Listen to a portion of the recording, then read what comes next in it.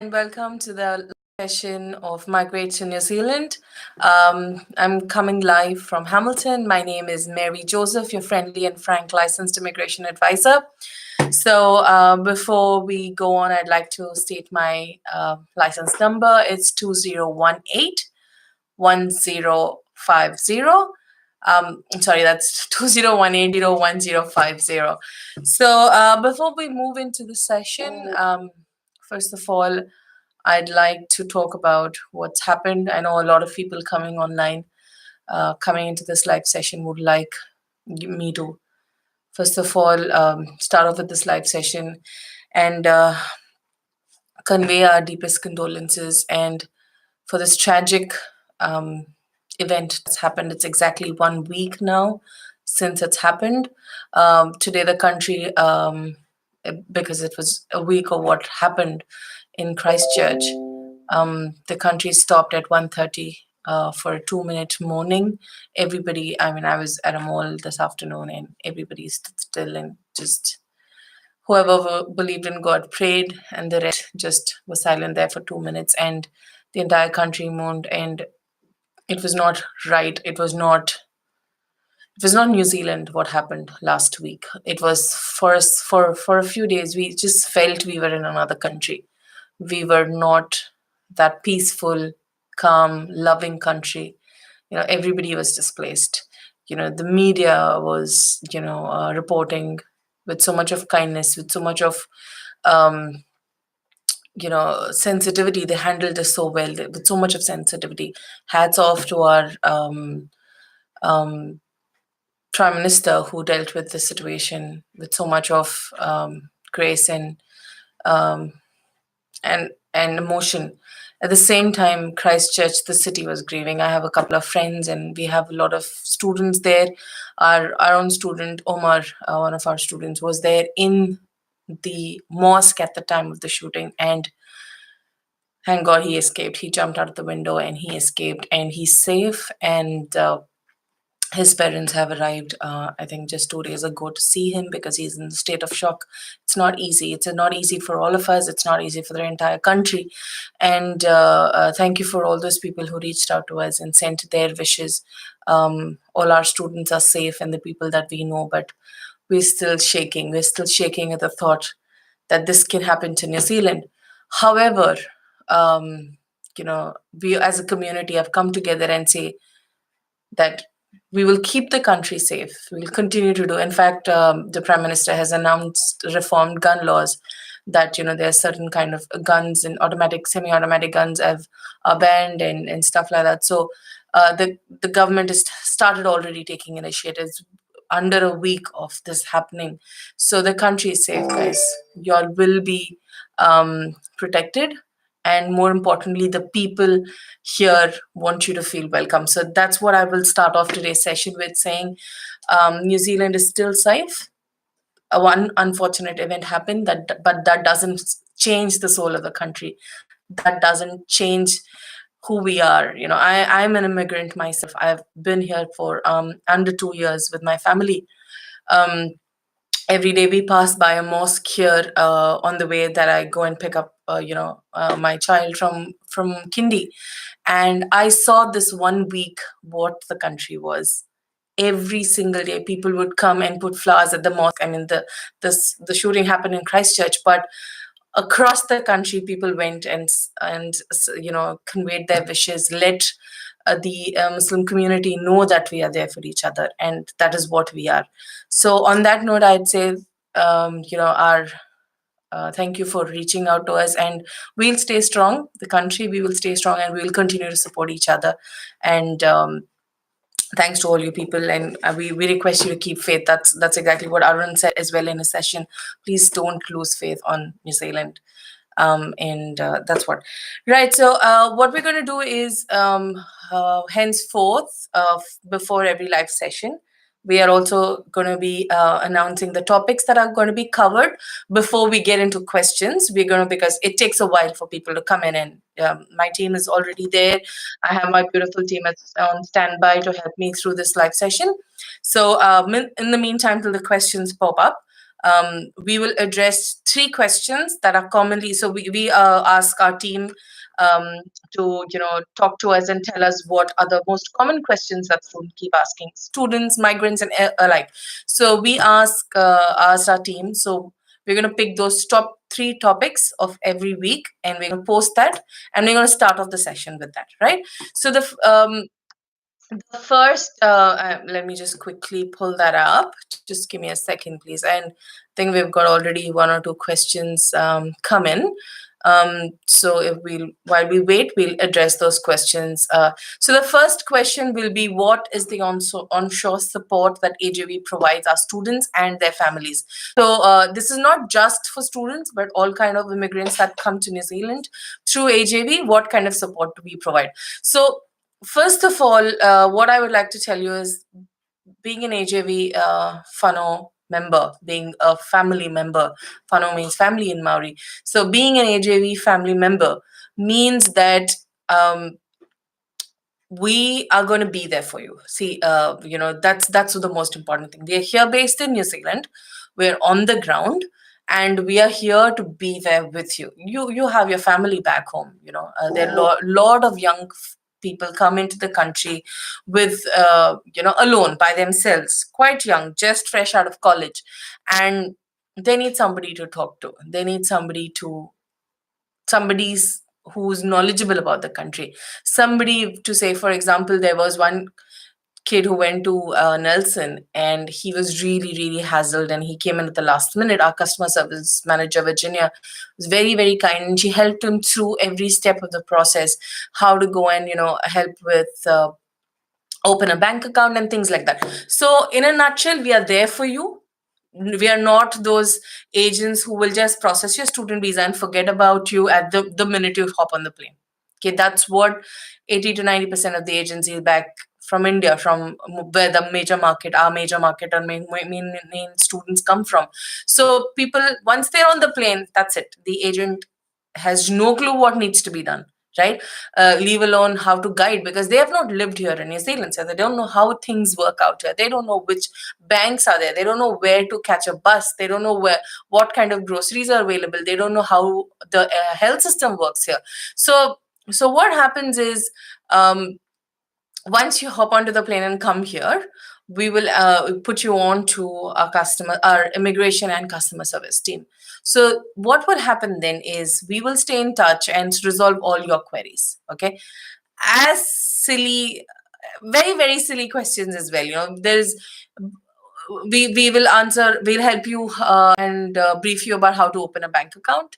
Each city has a different transport system, so we will help you to understand where you need to get what. Like, for example, in Hamilton, we have Busit, where you have to take a card and then you have to top it up. Then in Auckland, it's 80 hop. So each city has its own system. So in some cities, we've got trains, we've got well connected trains. So we'll tell you how to do that. We'll tell you, okay, if you've got an ANZ account, it's just going and reactivating it, activating the ANZ account for the FTS. But if you don't have, then we will tell you, okay, you've got Westpac, you've got ASB, you've got ANZ, you can go and open your accounts there.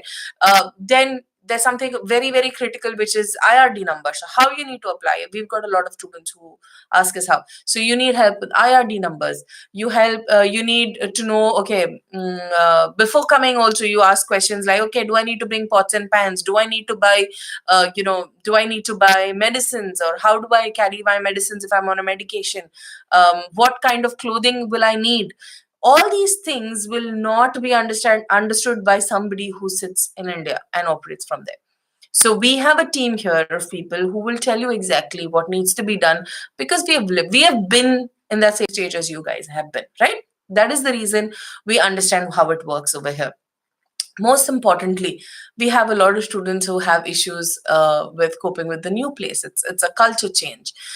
So we help our students understand the culture, but new things, and how to make friends. So what we do is, we set up these meetings every I think up the fourth week after a student arrives. Within 4 to 8 weeks, we set up a dinner meeting in every city, where they can get along, they can meet the other students of this who have come to the same city through AJV. So it's so we also invite some of the older ones who have been in New Zealand for some time and who already are, say, seniors for you, basically. So in fact, last Saturday, we had a meeting here at Nando's, which is a very popular restaurant, and we had all our Hamilton students come in there. And what was surprising is, because they already were in 2 weeks into the course and things like that, half of them knew each other by names. They knew, hey, I've seen you. And then they started talking. They are pretty, most of them are in the same class, and they are going to a university. That's Waikato Uni, which is the biggest uni here. So it'll help you make friends, number one. Help you network with the seniors who have been there. You can learn from their experiences. So we connect you with the others here on the ground so that you can have friends immediately. You can have an extended family. So that is a support. So the other most important thing going once you come here is immigration advice. Everybody with an office cannot give you immigration advice. Somebody who's done a course and has a license only can give you immigration advice. So we have licensed immigration advisors on our team who will give you free immigration advice. Over here in New Zealand, for any kind of professional service, you are supposed to pay a fee. Okay. I have a lot of people calling me and saying, ma'am, I want to come and meet you.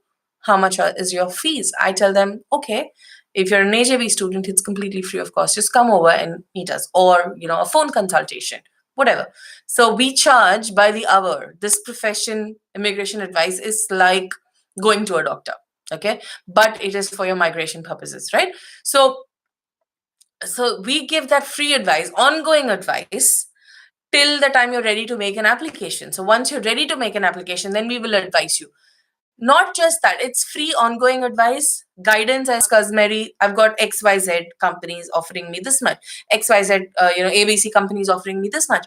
Which offer should I take up? I have so many of our clients sending us emails saying, okay, can you please give me advices too? So we tell them, okay, this is your course. This is what you have done. So that is the reason you need to move on and take up this offer. So this is the onshore support. This is very, very valuable. No agency will give that to you if you're still if they're not based here in New Zealand. It's as simple as that. So that's the onshore support in a nutshell, guys, because it is important for you to work with somebody who knows and who's on the ground. Okay, so the next question, I'll just move on quickly because the questions are coming in. So is it important to study or work in the area of long-term skill shortage list of New Zealand to get a resident visa? The answer is no. Long-term skill shortage list only indicates that these jobs are an absolute crucial shortage in New Zealand. People of these areas are required in New Zealand. Okay, it doesn't indicate that there are no jobs in other areas. It only goes to say that you're not competing with another New Zealander for these roles. But all the other roles, yes, there's going to be competition, but that doesn't mean that they don't need you. New Zealand need migrants purely because we are a smaller population and our economy is growing. Hence, there's a lot of requirement for new migrants in every area, because an IT company, even though it's on the skill shortage, it cannot operate by itself. It needs accountants, it needs management people. So it's not necessary that you have to study only a course on the long-term skill shortage list. And because the element of points as such for a long-term skill shortage list is very, very small, the bonus points. So that is my answer. It's not necessary to study a course on the long-term skill shortage list. And the third and the last question that I'm going to answer before I move on to the questions is, when should you start the process for a student visa? So my team was saying, Mary, a lot of students are saying it's just February. Why do you want to, why are you pushing me to start my visa application, or why are you pushing me to, apply right now? Sadly enough, Immigration New Zealand is buried with work at the moment. They have huge backlog of applications, and they're taking on an average 6 to 8 to 12 weeks for a decision. So 8 weeks is the absolute minimum that Immigration New Zealand has already told us. So 8 weeks in the system is minimum, and it can go anywhere up to 12 weeks as well as a processing timeline.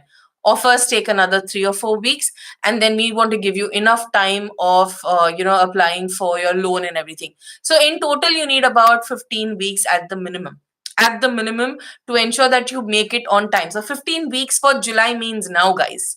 Okay, the outer deadline to apply for your visa for the July intake will be end of April. So if you want to make your applications, if you want to submit your applications by end of April, you have to absolutely start your admission now. Otherwise, there is no chance, or I'd say there's a slim chance you will make it for the July intake. Okay, the earlier you apply, the better. It's easier for us to put more pressure on immigration if you have more time left on your application in terms of your course start date. Hence, you have to start your application right now. 15 weeks is what we anticipate the total processing times, including the admission, if your funds are ready. If your funds are not ready, then it's going to take 4 weeks more, because your banks are going to take some more time. Okay, so this is what it is. That is the reason you need to start off.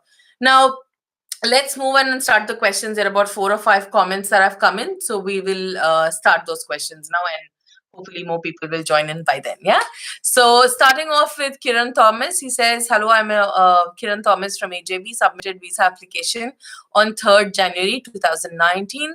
Till now didn't receive any updates. Kindly take this into consideration. Kiran, in fact, I saw your email just before getting onto this live session. I'm going to have our team leader Navya reach out to you and talk to you. Like I just mentioned, immigration in New Zealand is going to take 12 weeks overall. So sorry, so we are requesting them. However, they told us very, very clearly they're going to go through applications based on the dates of submission. So they are actually attending to all applications that were submitted in January now. I need you to hold on for a bit longer, and visas are coming through. In fact, we got 3 to 4 AIPs today, approvals. So I know that it's going to happen. It's just around the corner. We request you to stay patient. Thank you for holding on patiently all this while. We really appreciate that you've been patient with us all this while, because I think this is the first message I'm getting you from the time you filed your visa. So appreciate. We need you to hold up a little more longer. Don't lose faith. It'll come through. We know that we've put it in, so we know that your application is a positive one. Navya will reach out to you and talk to you. We will see if we can put any special request on this. However, I cannot promise at this stage.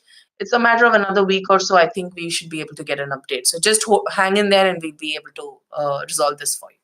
Okay. Akshay says, hi, madam. Hi, Akshay. Akshay says, madam, if we take a course that is not on the skills list, should we get PR? Okay, brilliant. So I think it was great timing that I answered that question already. No, the answer is no. You don't have to necessarily study or work in the area of skill shortage to qualify for a resident visa. Resident visa works on point-based system, and you will get points for various areas. Okay. And for the long-term skill shortage list, to be on the long-term, there are only 2 areas that you can possibly get points. That is for work experience in the long-term skill shortage list, which is only about 15 points for 6 years and over. And so that is the only area actually where you will be able to get points. So there's a very small element, guys, only 15 points. That's it. But there are so many other areas where you can focus on. For example, studying a course outside Auckland and finding a job outside Auckland is 30 points. That is a huge one. Yeah. So finding a relevant job, 50 points. So that's a huge one. So focus on these things, guys. Don't get stuck with the idea of having to do a course in the long-term skill shortage list. If you are do not belong to the area of long-term skill shortage list, come and do a course. Like, for example, you're a management student, but you have decided to do culinary arts. You come here because chefs are in skill shortage. If you try and find a job as a chef, unless you're really, really passionate, and you can go up to becoming a Michelin star or whatever, if you're that passionate, then possibly there's a good chance of finding a job, but you need to have the skills. Just by studying a course is not good enough, because culinary arts is about passion. Likewise, designing, digital media. So if you're saying, okay, it's because in the skill shortage list, I will learn. But if your portfolio is not up to the mark, you will not find a job. Just because it's in the skill shortage list doesn't mean that it will fetch you a job. Yes, the chances are higher, provided you have the skill. Yeah, that is very, very important, Akshay. And talk to our team. If you've team, can you tell me if Akshay is already working with us? Because if if he's not working with us, then I think we need to talk to him and explain to him how important it is to do the right course. Okay. So team, please reach out to Akshay as soon as this session is over, so that we can help him with more clarity, because I have seen a lot of people, like Arun mentioned in the previous session as well. There are a lot of people coming for bad courses, terrible courses, and you cannot undo it, because once you've spent so much money and come here, it's very, very difficult to undo. So Sai, one of my team members, says that Akshay is talking to Neha. So guys, Akshay, please start the process as soon as possible. My team will help you with the course selection. The success rate, we in fact did a bit of a research at recently, and we saw that within 2 years, within the first 2 years of coming into the country, from the date they've arrived, 60% of our students are able to get their resident visa in the first 2 years. 50% and more. I'd say it's more closer to 60%. We have seen successes, right? That is the reason you need to work with someone who understands what kind of courses lead to what kind of outcomes. Okay, so talk to Neha and she'll be able to help you further on this. Team, please make a note and reach out to Akshay and help him with the course selection. It's very important that he's not given a wrong course option. Okay. Moving on, we've got Arun Matthew Sajeev. Hi, madam. I've given for visa on 2nd Feb, but yet no response from the embassy. My class will start on April 1st. What should I do? Arun Matthew, my team says that you have not filed your visa through us. If you have not filed your visa through us, then you will have to talk to your agency. Yeah, because we will not have an update as to what's happened and what kind of course you've applied for. So there are certain type of courses or institutions for which we can request for a priority assessment. But then again, there is no guarantee, because Immigration New Zealand is going, as I said, they're now processing applications of January. So what you could do is possibly connect with my team and we'll see if we can help you. But then, because you're already working with another agency, I cannot promise that we can help you at this stage, because you've already applied, right? If your course is on April 1st, then you will need to do something about it immediately. So just talk to my team and we will see how we can help. I cannot promise you at this stage, though. Just talk to them. Team, can you make a note and reach out to Arun Matthew and see how we can help him, and if required, please connect him to me. Okay, moving on. Akshay says, can we change the course after reaching New Zealand? Technically you can, but it's not advisable, because it's going to end up you're going to end up in a lot of trouble with Immigration New Zealand. You're going to end up in trouble with your school. You're going to end up spending money in unnecessary things, because you change your visa. If you change your course, you lose money because your fees is with the school currently. Best is apply for the right course even before you start the process. It's very, very important. Please don't think, I have a lot of students who come here and call us and say, okay, we are non-AJV students. None of the AJV students ever say we want to change the course. It's never happened in all these years of my career. It's never happened that any of my students, our students, have ever said, oh, we want to change the course because I don't think I came for the right course. So that does not happen, Akshay. So it's best you talk to us. Be sure of what you want to do. It's very, very important. Okay. So Neha, can you please make a note and discuss Akshay's case with me if required, because I think he may be a bit confused. So let's have a chat and we'll see how we can help him. Okay.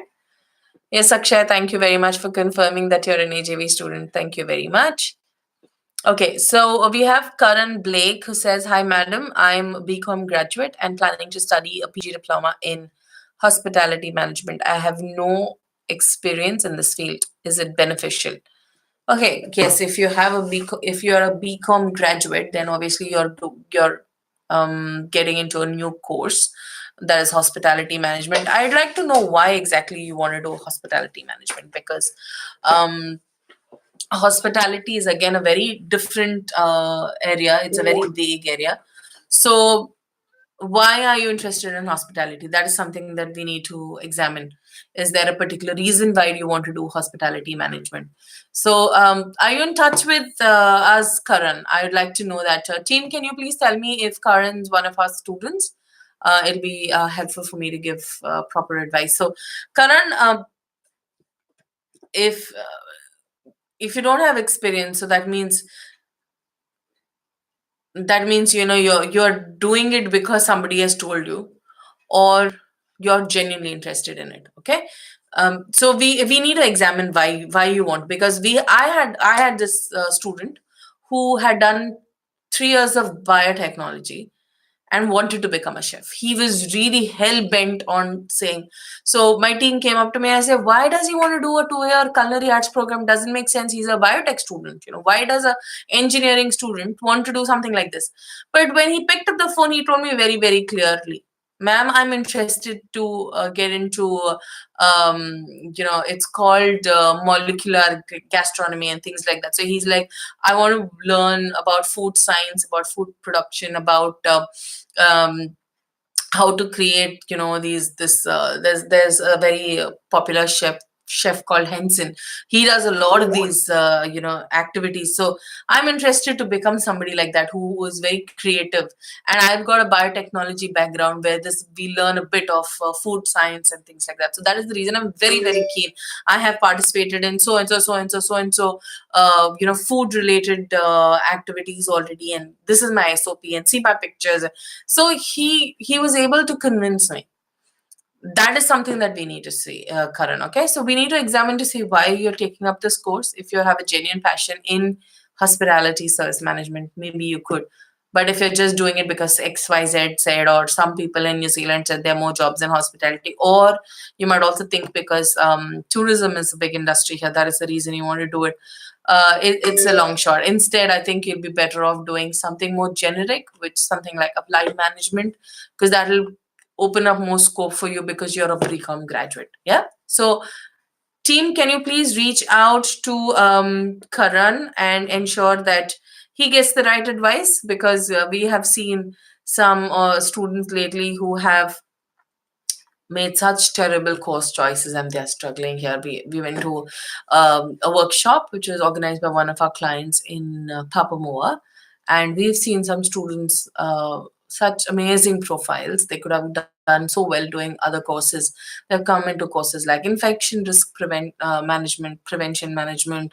They've come into, this was a very strange one, leadership and mentoring.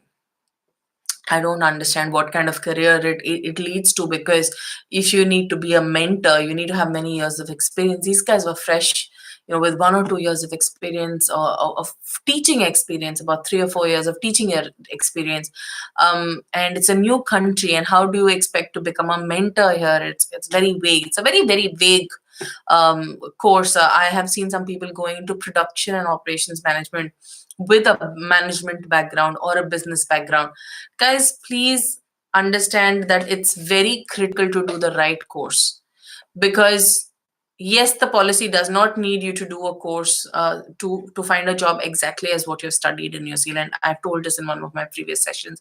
You don't have to find a job necessarily related to what you've studied in New Zealand, but your course has to complement to what you have studied already in the past, or your work experience. Yeah, it needs to complement, it needs to add value.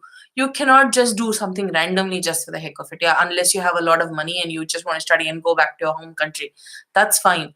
But if you're coming here for a career, your course should complement what you have studied, so that you understand, especially management courses, something that will help you understand the New Zealand business here. Okay. Because employers would need you to have the understanding of New Zealand business before you apply for a job. They need you to understand how the New Zealand market works. So please understand that the selection of course is very, very important, and you need to talk to somebody knowledgeable about this. Okay. So Karan, please, my team will reach out to you, and please share your details with them. We'll be able to take you through the entire process and help you understand what kind of careers will lead, what kind of courses will lead you to what kind of careers. Yeah, we can help you with that, certainly. All right, let me just take a quick sip of water before we go ahead with the questions. Right. So we've got somebody called Syed Fuzel. He says, is there any update from INZ, by the way, applied with AJV?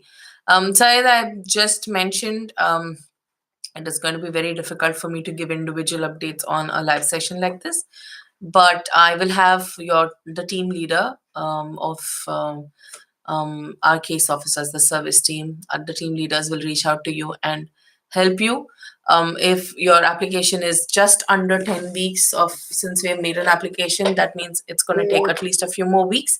So we would request you to hold on, and it is going to come around. If also we have noticed, if you're pushing immigration too much, they're not happy about it. They are coming back saying that you're not letting us do our job. We cannot rush people into doing anything. We need a positive response, hence we need to stay calm. And I know you've already probably missed the intake, and we would defer you for the closest intake possible, or look at any other options. Okay, so don't worry. We kind of discuss all the names in the pipeline with immigration almost every day, so we are on top of it. So don't worry about it. We are looking into it. Okay. So the next question is from Naufal. He says, "Ho." Okay. Oh, I think you meant hi. So hi, Naufal. Okay. So we have the next question coming in from Lima Arun. So it says, I have selected PG Diploma in Information Technology with 120 credits. Long-term skill shortage list only contains information technology with 360 credits. So will it affect my PR? My partner will get spouse visa. I have master's in computer application, 5 years of experience in the same. Team, can you please confirm to me if Lima Arun is working with us?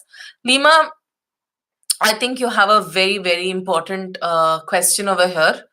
I will answer your query. I'm only going to answer half of your query, because the second half, when it comes to your spouse's eligibility, we need to speak to you one-on-one on this. Yeah, because what happens is the courses, it's very tricky as to what kind of courses will qualify your spouse for a work visa. Yes, your partner can accompany you, but if you're looking at a work visa, there are only certain courses that will qualify you. So we need to examine that for you, right? I'm only going to answer you one thing about the credits. It doesn't really matter how many credits of course you have taken. So for the student visa, you need to do minimum of a certain number of credits. So if you're doing a course for more than 3 months, you need a student visa. Okay, so you will get a student visa. And after, so what is more important is, will your course allow you to get a post-study work visa? Yeah. So the eligibility for so your course, the policy says that if you study a course of level 8 and above, you will get a post-study work visa for 3 years. Okay, that is sorted. Now, that means you need to find a relevant job within those 3 years to be able to qualify for your resident visa. Okay, so you will get points not just for this course that you're studying in New Zealand, but you will also be able to get points for your qualifications that you've already completed. So you will need to work with an advisor and understand how you can get your qualifications to be eligible for those points here in New Zealand. Okay, so you can do that once you come here, or after you start your course. You can start working with a licensed immigration advisor to help you through. Even better if you work with us. And it looks like you're not an AJV client. So if you are an AJV client, if you decide to work with us, I just mentioned about onshore support. We will be able to tell you from the beginning what kind of things you need to put in place to be able to qualify for a resident visa as soon as you get a job. So in your situation, if your partner or your husband comes along with you, sorry, you said a partner, so I'm not sure if it is okay. So if your partner is coming along, and if your partner is able to find employment, okay, then most of our clients who have come with husbands, or wives, if the partner is able to find a job and it is at a salary of 52,000 and it's a full-time job, minimum for a 1 year duration of contract, we are able to apply for their resident visa. So there's a high chance that you'll be able to qualify for a resident visa even before you finish the course, and your partner can be a principal applicant for the resident visa, right? It is possible. It has happened, and we already have testimonials on our YouTube channel which talks about how this pathway works. But please talk to us. We need to definitely discuss about your partner's eligibility, because not all courses at a level 8 and above will allow your partner to accompany you on a work visa. Okay, so we request you to talk to us, team. If please make a note of Lima, Arun, and we'll be able to help Lima. I'm thinking Lima, your Lima is your first name, and Arun is probably your husband's name. Sorry. Please confirm to me, guys, if Lima is working with us, and we'll be able to help you and assess to see if your husband will get a visa. That's what it is. Okay. So please get in touch with us, Lima, and we'll be able to help you further on this. Okay, moving on. Hi, Nicholas. Nicholas is one of our students and also working with us part-time. He's the talent behind all those videos that are coming out week after week. Student testimonials, client testimonials about couples who have come in together and how each one of them has found jobs and things like that. So Nicholas is the one that is working with us part-time as well, one of our own students. So that's how AJV does. We love to give opportunities to young people coming in, and we thought, so we have 2 or 3 of our own students who we have hired, and they have worked with us, and they've moved on, and we are also helping them with internships here and there wherever we can support. So that's the advantage, guys, of working with AJV. So my team confirms, Lima, that you're not working with us. I would request you and urge you to talk to us, because I have a lot of clients who come to us after they've applied for a visa saying, oh, you know what, I need to bring my spouse. Can you help, because you're a licensed advisor? And at that stage, we realize that they are not eligible to sponsor a work visa for their spouse. So it's very difficult for us to undo everything, because your visa's or application is already in the system. Okay, so talk to us before you make that move. It's important. Otherwise, it's just too much of waste of money and time and efforts. Okay, talk to us and we'll be able to help you with better clarity. Okay, Lima, hope that you get to talk to me, because this particular query will come straight to me because it's related to immigration advice. So I can before we go on with further questions, I can tell you how you can reach us. So if you guys are calling from India, our toll free number is 1-800-103-6525. The email address will be info@ajvglobal.com. Anybody else contacting us from across the globe, or if you're contacting us from within New Zealand, you can reach us on +64 22605 2615, and email ID will be immigrationadvisor@ajvglobal.com. Best will be to send us an email. However, you can leave us a text as well if you'd like a response. So those are the numbers. I will call out these numbers and details again at the end of the session as well, guys. Okay. So, so okay. So next question will be from Akshay. Again, Akshay has come back with a question. It's academic percentage is low. Did it lead to visa rejection to New Zealand? Academic percentage only is affected in admissions. Okay, if you do not have a proper academic percentage, they may not be too many institutions that will offer you programs at a higher level. However, low means how low, because I think if it's under 40%, it's a fail. So I don't think it'll be under that. So I'm thinking you must be between 40 to 50, or even I think anybody even with less than 1 point for 60%, they think it's low. It's not like that. New Zealand has courses across the board for all sorts of academic intellectual levels. So we have people who, you don't want to study a very, very highly intense course. We have programs. But studies as such in New Zealand is a little different, because our education system is different, guys. There's a lot of assignments. There's a lot of self-study over here when compared to your home countries, most of the countries like India, Sri Lanka, and things like that. So you will have to be prepared to do a lot of self-study. So if your academic percentage is low, please don't take courses that you might struggle with, probably masters and things like that. So however, schools do a good job of declining or saying no to certain kind of applications who've got less scores. If you're applying for engineering programs, if your mathematics score is less, then they would say no. But otherwise, visa, we have not seen visa declines ever happen. If you have an offer from a good institution, you should be able to go through with the visa. There should not be any problem. Okay. I hope I've answered that. Akshay, you're asking 3 questions. You're done. The rest will be to my team. I think you should best talk to Neha, and she'll be able to help you out with the rest of the questions, Akshay. Yeah, so we'll move on and check for the next question now. We have Bhavna. Bhavna Ahalwat. So Bhavna says, hello, ma'am. Also, if you could talk about why and how a PG diploma in accounting course will land you up in getting a PR or not, or shall I switch to masters or higher courses? This is another thing that I have heard lately from people is, oh, we've heard that you have to only do a master's or we have to only do a PG diploma.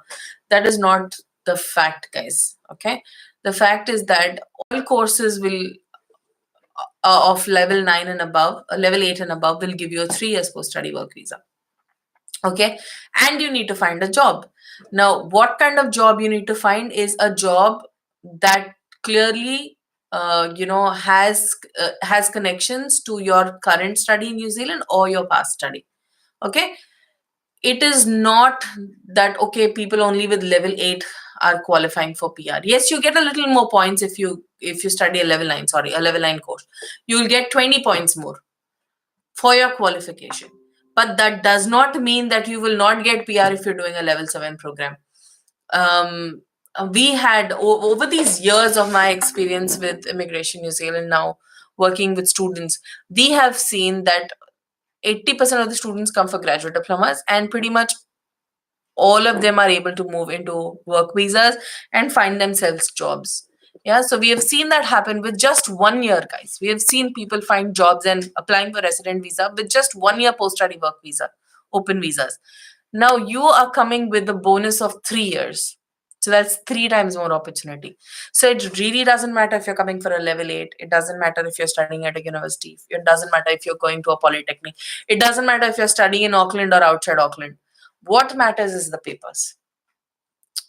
It is, yes, you get more points in certain areas. Yes, you have more opportunities in certain, but then we strongly recommend you guys to look at the course papers. That is more important. Study a course where you're genuinely passionate and you're capable of. Don't do fancy programs that you may not be able to cope and fail. That's what has happened with a few students. They don't pick the right courses and they think, oh, we can do this, and then they struggle. Take courses that where you can realistically study, matches your budget, and in an area that you're interested in. So Bhavna, that's your answer. It's not important. But then, Bhavna, are you working with my team members? I have not asked that question. Team, can you tell me, Bhavna? Okay, Bhavna, you're already in touch with my team member, Catherine. Catherine's a lovely counselor and she is quite helpful. So please talk to her. Yeah. And first send in your documents. If required, I can also get on the phone and talk to you. You have my number. You can leave me a WhatsApp message. No problem. Get started now. If you're looking at July intake, please don't wait, Bhavna. I just mentioned the timeline. And if you apply later than this, then we may not be able to help you further properly, because then there will be no guarantee you'll be able to make it on time. So hence we request you to send your documents immediately, get started, and then send your documents to Catherine, and I'll get on as soon as you send the documents to her. I'll get on the phone and talk to you. We'll get some more clarity on that. That's a promise. Anybody who is going to send now, it is, what time is it in India? It's or anywhere. So it's in New Zealand. It's 11:15, and in India it's 3:46. So anybody sending documents by 5 p.m. today, guys, just sign up. I'm going to call you guys today, even if it's late. I'm going to call you guys today and give you that free immigration advice. That's the offer I'm going to give you guys on this session now.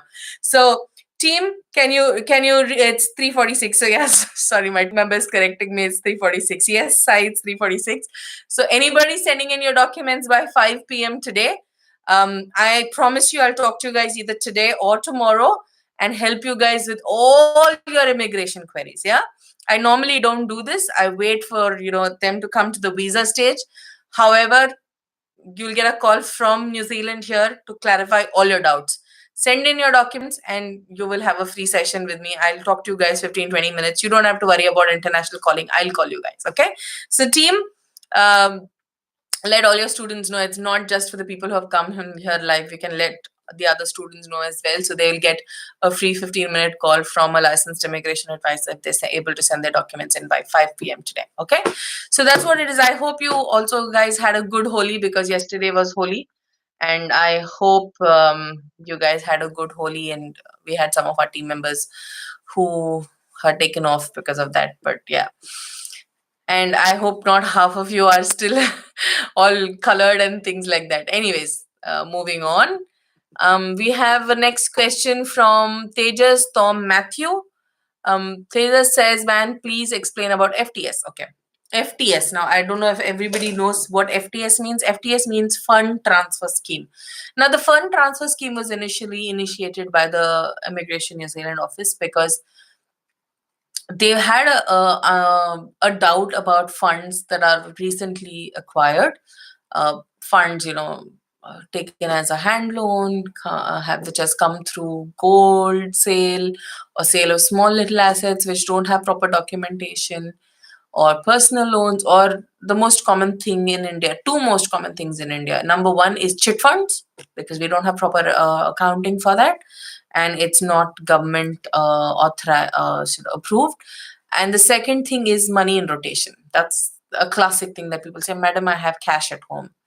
So Immigration New Zealand, I think in 2010, they started the FTS, and they said, okay, if you've got recent money, decide to put that money, transfer the money to New Zealand after your visa is approved, to transfer the money into a New Zealand account to show that that money is genuinely available for the student. So if you agree to say that I want to do FTS, then that means the money is genuinely available. So that was the earlier case. From the past few years, Immigration New Zealand changed that tone and said any money shown has to be either 6 months old or genuinely acquired through a proper source. Okay, so they have stopped taking certain kinds of funds. I will not tell you guys what kind of funds those are. That is something that you will, that's privileged information only if you start working with us. So there are certain kinds of funds that Immigration New Zealand does not accept now. Okay, so what happened is they said, okay, we want funds that are genuinely or properly acquired.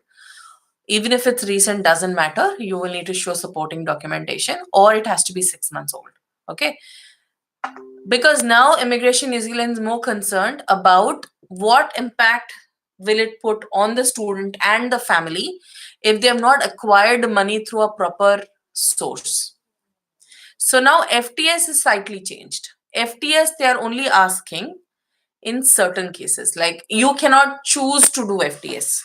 It is something that the immigration office, if suppose immigration office sees a certain kind of funds and everything else is clear except they're a bit doubtful about a certain fund, or they feel, okay, this is going to tax the family a little bit, or we are not sure, so they request for FTS saying, okay, transfer this into a New Zealand account after the approval, so that the student gets 1250 into their account every month for living expenses. You cannot choose to do FTS now like earlier. You have to, the visa officer will decide whether you should do FTS or not. So that is what FTS is, fund transfer scheme, where $15,000 living expenses is transferred into a New Zealand account which is on your name, and 1250 is released to you every month as your living expenses. This for two reasons. Number one is so that it does not put undue pressure on you to work and they get distracted from your study. Okay, and also so that it does not put undue pressure on your family to send you money every month. So that is why they are doing the FTS in a slightly different manner. Okay, So that is what it is, Tejas, and I hope that is clear for you. And guys, is Tejas, please tell me if Tejas is working with us. If not, we need to talk to him about FTS. Looks like he's worried about it even before getting started. So we need to, help him. Neha, can you please tell me if Tejas, okay, is Neha's query? She's awaiting. Tejas, send us your documents. I'm going to call you and talk to you about FTS. Neha, call Tejas and get his documents. Likewise, the other student who was there, Bhavna. Bhavna, Tejas, send in your documents today. I will give you a call before I log off from work for the weekend. Okay, so if you guys want to talk to me, I will give you guys a call and y'all can clarify whatever doubts you have. Send in your documents straight away right now to Neha and Catherine, guys, so that I can call you guys and talk to you and clarify all your doubts. There's only little that I can explain here on this live session. So yeah. Thank you so much, Tejas. I hope you send in your documents as soon as possible. Okay. Next question. Ramya Sharma. For qualification assessment, how many band is required? Okay, Ramya, your question's a little vague. Team, can you tell me if Ramya is working with us? So, I think you're getting mixed with two different questions. Qualification assessment happens with NZQA, okay? And bands are required for a resident visa application. IELTS score band, that's what I assume that you're asking. So there are two different things. Qualification assessment is different. You don't need IELTS to get your qualifications assessed, if that's what the question that you're asking. They're two different things. Qualification assessment is to see whether your post qualifications are in line with what the New Zealand requirement is. And IELTS is a requirement as an English language requirement that you need to meet to qualify for a resident visa, apart from getting 160 points and having a skilled employment or having a master's in New Zealand. Hope I've answered that, but team, can you please check and tell me if Ramya is working with us so that I can answer any further questions she has. Okay. Next question. How many days? Okay, Nirav says, Nirav Goswami asks, how many days does embassy, okay, that embassy take to approve student visas? Nirav, as I mentioned in the session earlier, immigration is taking anywhere between 8 to 12 weeks, 8 being absolute minimum. However, we have visas that have been approved in 10 days as well. Okay. They are Immigration New Zealand is randomly also picking up applications depending on what type of institution you're applying for. So if you're applying for a university, they seem to be prioritizing. So talk to us if you want to go to a university. We will be able to put your application in and get some priority, but otherwise, they are taking 8 to 12 weeks of processing time, absolute minimum. Hence, you have to start the process now for July intake and no later than end of March. It is absolutely important for you to get started now. Okay. So team is Nirav working with us, and Ramya, my team tells me that you're not working with us. If you've got an immigration query, Ramya, because I see that there's a follow-up question that you have mentioned saying how many days immigration takes for approval of visitor visa. Ramya, if I'll be able to answer these questions if you send me an email with all the details, because I wouldn't know, because I know that you're not working with my immigration team as well for your visa. So I may not be able to answer that further. So just send me an email at immigrationadvisor@ajvglobal.com, and I'll be able to come back to you and answer any further questions from there on. Please leave your details or your CV and your number as well on that. Okay, so that's what it is. So any other questions that I've missed, guys? Because I think we've come to the end of these. And okay, so we've got, yeah, looks like we are out of questions there, and we've just got about 5 more minutes before we finish the session today. Team, is there any other questions you'd like me to answer? Please type it out and let me know if there's anything else you'd like me to answer, because I've got 5 more minutes to spare before any other question comes up. So we have a few people joining in, so let's see. So just give me a second. Let me quickly look in and see if there's anything else. Yeah, so the we've covered all those three topics we were talking about, which is onshore support that we provide. Is it important to study or work in the long-term areas, long-term skill shortage list? I've already addressed that. And when should you start the process for a student visa? Just a small note, guys, if you are applying for your partners along with your student visa, we strongly recommend you to, and you want to take your partner along with you, we would suggest you start even more earlier, because what happens is partner cases are also taking some time. All the files right now are going to Mumbai, where the office is already overworked and they're having a huge backlog. And we highly appreciate the efforts being put by Immigration New Zealand. They're trying their best to ease off that backlog of applications. Slowly visas are coming in. It's only a matter of time that the backlog will get cleared, and then the processing timelines will come down. It's only a matter of time. I think it's because it's the first half of the first quarter of the year where the other offices got shut, so there's a little bit of organization that Immigration New Zealand's doing. um, we need to also be patient with them. It's important because they are taking a huge workload at this stage, and all the applications from across the globe are coming to India. So we will need to give them a bit of time, and I think once they get into that system, and I think we'll be able to go back to having a minimum processing timeline, like student visas 4 weeks, spouse visas, we've got spouse visas even in about a day, guys. Yeah, so it's only a matter of time that it gets all restructured, and they will be able to give us reasonable timelines. It's just a matter of time. Just give them another a month and a half or so. I think they'll be fine. However, we want to be prepared. We want to be sure that our students applying for July get their visas on time. Not just July, we still have a small window for people applying for April and May intakes. So, and not April, sorry, May and June intakes. So, guys, talk to us if you're interested to apply for these two intakes. There are some courses available as well. Okay, so I think we'll have one last question. I think Bhavna has asked me further. Oh, we've got two questions. So Bhavna again says, does it make me eligible to apply for Oz jobs in account profile? Again, I wouldn't be able to tell you what Australian immigration policies are. I really wouldn't know because we deal only with New Zealand. However, New Zealand courses are recognized worldwide, especially accounting programs. There are certain course accounting programs like CPA Australia, which is again, which is an Australian association for professional accountants.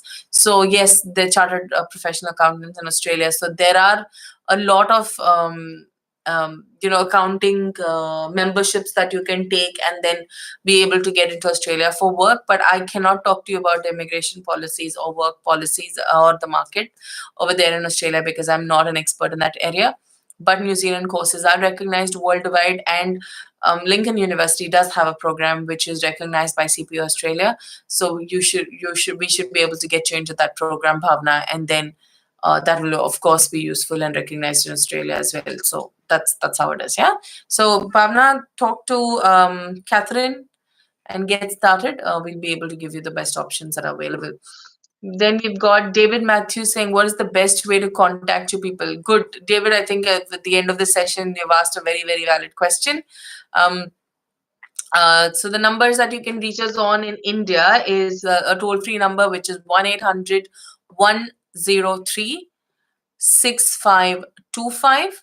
And here the number for our New Zealand contact is +6422 605 2615.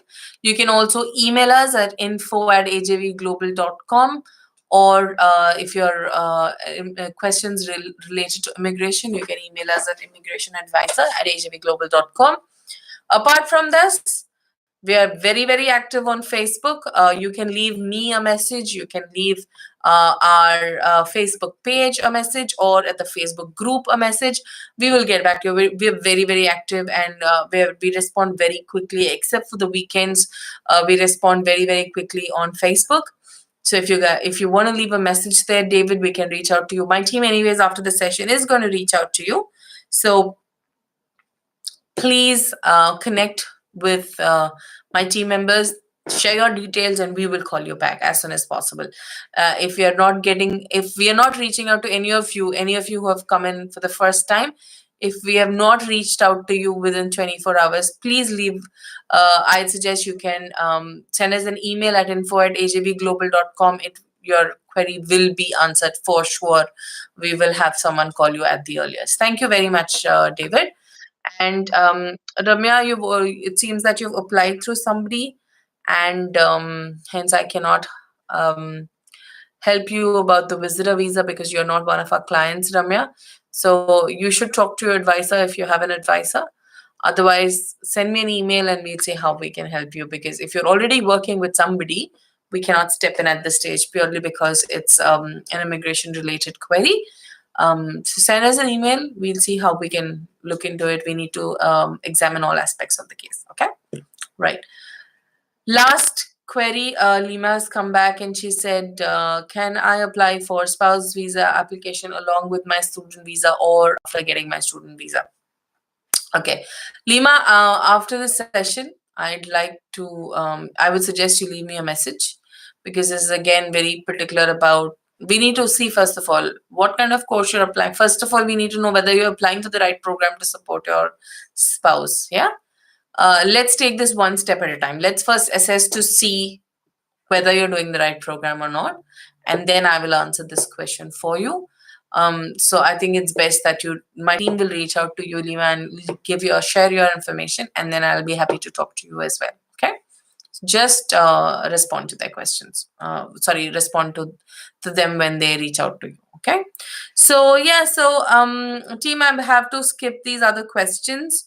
What we will do is we will come back next week. We moved yesterday. Normally, I come live every Thursdays at 3 p.m. India time and 10:30 p.m. New Zealand time. However, we moved it because yesterday was Holi, and that is the reason we moved yesterday's session to today. However, I will be coming back live again next Thursday at 3 p.m. And anybody have questions in the meantime, please send us, your questions via email or phone or text. We'll be happy to answer. Otherwise, thank you very much for being such a lovely audience today. Thank you for all those who have come online and asked questions. New Zealand needs your support. It's very at this stage we're very sensitive as a country because of so many things the things that have happened last Friday. So we need all your support, and all you young people coming to New Zealand, come without any fear because we are still the safest country in the world. Yeah, and we are one of the strongest communities that you will ever find in the world. And again, if you see, there is so much of precautions also being taken, not for that this kind of a event will not happen again. So that it's not, nobody can guarantee that, but then the government is taking a lot of care to keep us safe, to keep the people safe, not just their own people or not just New Zealanders. It's everybody, or everybody who steps into the country has to feel safe. So yeah, the countries the country's government is taking a lot of care, and thank you very much for the rest of you for keeping faith. And hope to see you guys next week. Thank you very much, all AJV students. Thank you very much. And anybody who's willing to work with us, thank you very much for choosing to work with AJV. Have a good weekend and see you guys next Thursday. Thank you very much. Bye bye.